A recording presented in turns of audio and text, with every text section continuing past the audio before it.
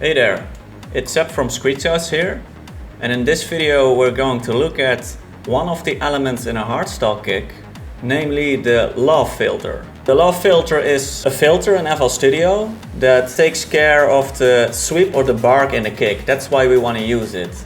Now, I receive this question in the comment section quite a lot, because people see me building these hardstyle kick tails and they also want to replicate it. So they want to know, what is the Love Philter, how does it work, and why am I using it? So in this video we're going to look at that. So stay tuned, look closely, because I will explain everything, and at the end of the video you will know exactly how this works. So let's dive into it. Alright, first let's listen to a tail that we've made in a previous video. If you haven't seen that video yet, make sure to check it out after this video. I'll put a card here somewhere so you can click it. That guides you to that video. But for now, let's play the tail you've seen before or heard before. That's this one.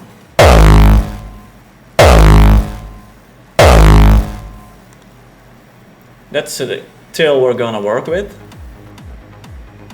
And let's go to the mixer via view, then mixer. And here you can see all the effects that make up this tail. The tail is made with the 3x ASC.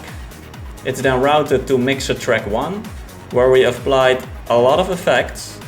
I'm not gonna explain each effect. I'm also not gonna show all the effects. I'm only gonna focus on the Fruity Love Philter, because that's what the video is about. So let's look at the Love Philter and what it does. Click it to open it, and there we have it. That's the Fruity Love Philter. Now, we use the Fruity Love Philter in a way that it's like a 50-50 signal. So 50% is a dry signal and 50% is like a wet signal. So that means like there are frequencies coming in, and we only want to affect like 50% of all that input signal to give our kick a sweep. So that's why you see here two lights, and one is enabled here and one is enabled there. So 1 and 2 are enabled, but when we look at 1, there are no settings here. It's basically off, it only has some volume. So what it does is like the signal comes in here and it goes to 1, but it doesn't change the signal, so it goes out again. So the kick as it was goes out there. But then at 2, it does have settings here and it does affect the kick. So 50% of the kick gets affected. Now, the way we affect that is with a bandpass filter. You can see it here, bandpass. When you click in this box and you move it up or down, you see you have a lot of filter options. I'm also not gonna explain all these little filter options. There's just too many of them. But bandpass is kind of similar to like an equalizer with a bell shape. So maybe we can look at an equalizer over here. Like for example, here is one.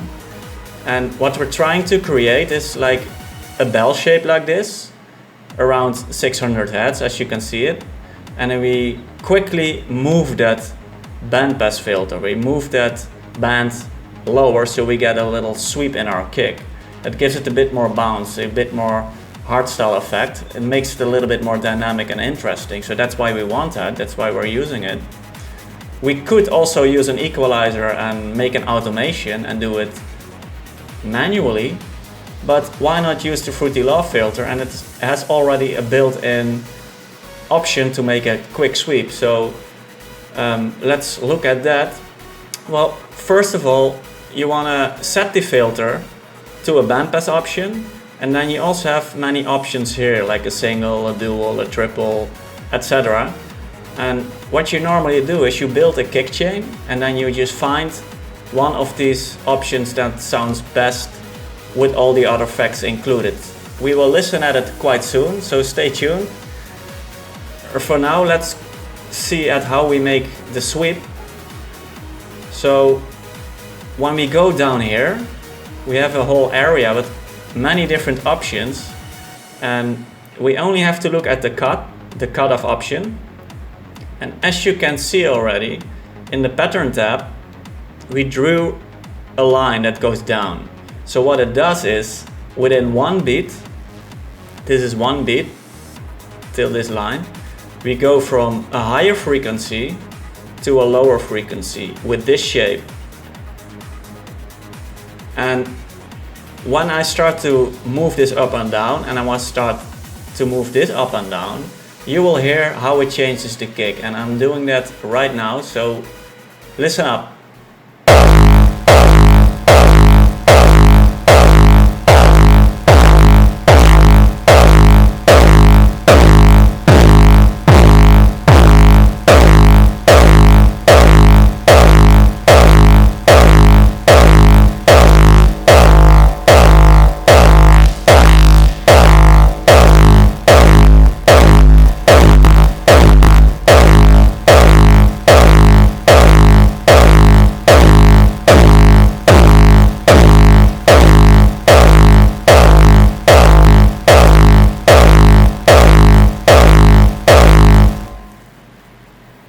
So there's that.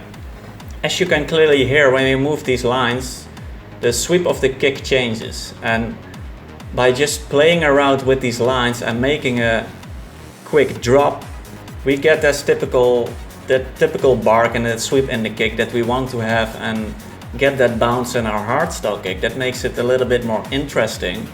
So that's why we're gonna use it. And also, by using a filter, we also emphasizes the mid frequencies a little bit more, that later on in the chain gets a bit more distorted, a bit more equalized. So we have a good foundation for our kick. That's why we like to use that. And furthermore, there's also the options here that you want to play around with. And that's basically the bass cutoff frequency the filter is currently at. So let's say this is around 600 Hertz. And if we change that, let's say we get it down to, let's say, 400 Hertz, the pitch sweep we built here also changes. So when we play with all these settings, just as with the filter types here, we get very interesting sounds. And of course, depending on your taste, depending how you like it, you should change these parameters to find out how you like it most. So let's play around with these parameters now, and let's take a listen to it.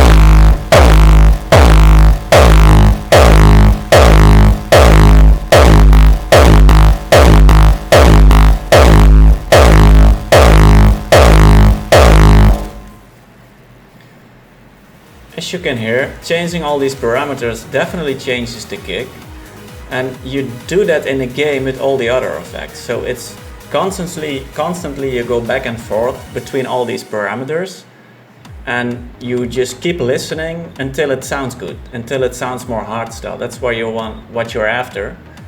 And these are the major settings you want to control.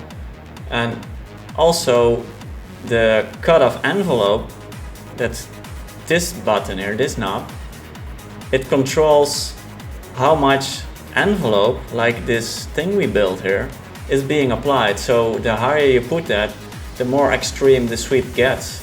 But it also pushes away all the frequencies that already are there. So the bigger you set the Fruity Love Philter, the more you apply it, the less of the original frequencies come out of it, so you filter it more.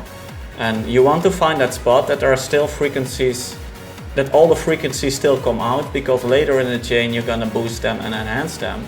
But you still want to benefit from the bark and the sweep it creates. So you want to find that sweet spot. And usually around 50% in general is that sweet spot. As for the envelope here, as for the settings here. And by changing the volume over here, you can also influence how much of the filter is being applied. So let's quickly listen to that as well.